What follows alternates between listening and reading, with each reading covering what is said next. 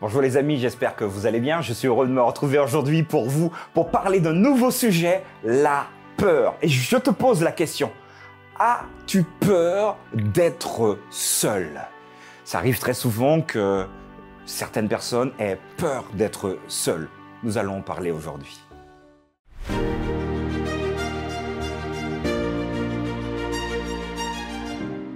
La pensée du jour se trouve aujourd'hui dans Psaume 25, verset 16. « Regarde-moi, ô Éternel, et fais-moi grâce, car je suis seul et malheureux. » Je vous l'ai dit tout à l'heure, nous allons parler de la peur et principalement de la peur d'être seul. D'après vous, et j'aimerais vraiment vous lire à ce sujet, la solitude, la peur d'être seul, comment ça se caractérise d'après vous? N'hésitez pas à me le mettre dans le chat, mais faites pause, parce que là, je vais embrayer tout de suite dessus. Vous voyez, donc ça peut faire je peux peut-être vous donner donc la réponse. Enfin, une réponse. Je crois que il faut différencier la peur, la vraie peur d'être seul et le sentiment d'être seul. Pourquoi? Parce qu'on peut être entouré par des milliers de personnes et pourtant se sentir seul.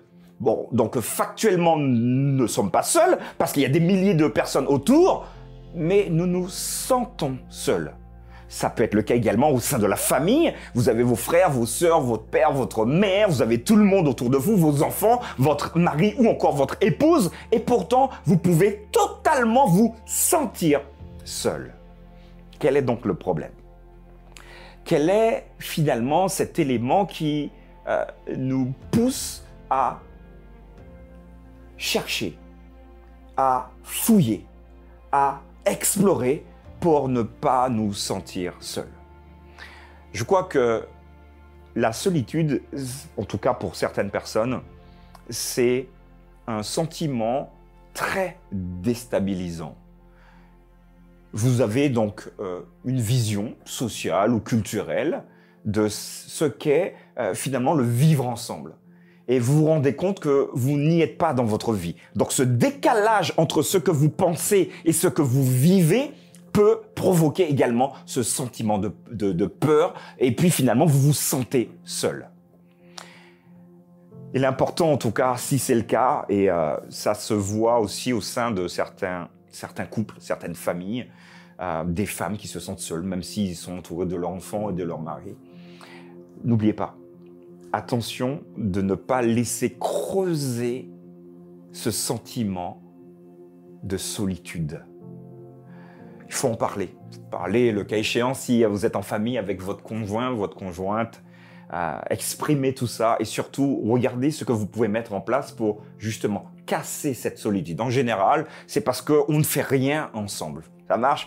Je pars travailler le matin, je reviens le soir, mais je suis fatigué, je dors. Et puis ça s'enchaîne. Finalement, ce sentiment se creuse jusqu'à ce que finalement, je suis dans une maison, mais c'est le train-train quotidien, la routine. Je vous invite vraiment à prendre conscience de cet élément qui peut vous perturber. Psaume chapitre 25, verset 16 va nous dire « Regarde-moi, ô Éternel, et fais-moi grâce ». La grâce, c'est finalement quelque chose qui nous dépasse. C'est un élément qui nous remplit également. Car je suis seul et malheureux. Parfois, et là malheureusement, il y a des personnes qui aimeraient vivre en couple. Et puis ceux qui sont en couple leur disent « Bah les amis, vaut mieux être seul que mal accompagné. » Moi je vous dis, bah, vaut mieux... Mais c'est dur à entendre quand vous cherchez une épouse ou encore un époux pour finalement construire une vie. En tout cas, si vous êtes en recherche, parce que vous vous sentez également seul, moi je vous prie vraiment de ne pas oublier ce psaume. « Regarde-moi, ô Éternel, et fais-moi grâce. » Grâce peut-être de trouver la personne avec qui je pourrais construire, qui finalement ne me permettra pas de me sentir seul. Nous avons vu un exemple tout à l'heure. C'est un sujet très très vaste, mais j'aimerais vraiment vous lire. Écrivez ce que vous pensez de la solitude, parfois en couple, parfois en famille, au sein de l'Église aussi, pour ceux qui se rendent à l'Église, au sein carrément de la société. Il y a tant de personnes seules. Il y a tant de personnes qui ont peur également d'être seules. Et enfin, je terminerai mon propos en vous disant, Si vous avez peur d'être seul, ça peut être un danger. Parce que pour combler cette peur, nous risquons de faire des choix beaucoup trop rapides qui ne nous permettront pas d'avancer. Choix d'un conjoint, parce que je ne veux pas rester seul, donc finalement je vais me marier tout de suite. Mais avec qui vous êtes-vous marié? Intéressant à aborder. Je ne veux pas rester seul, donc je vais prendre ce travail tout de suite. D'accord, est-ce que vous y avez pensé? C'est important, les amis. La peur d'être seul peut être un danger. Je vous laisse méditer sur cette pensée du jour. N'hésitez pas, je vous l'ai dit tout à l'heure, à m'écrire ce que vous en pensez.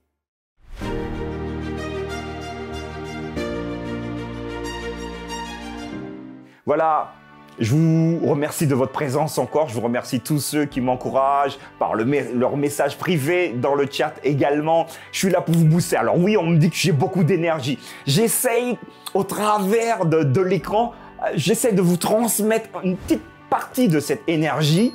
Mais finalement, c'est positif. Mais la bonne énergie, elle vient de Dieu. À demain pour une nouvelle pensée du jour.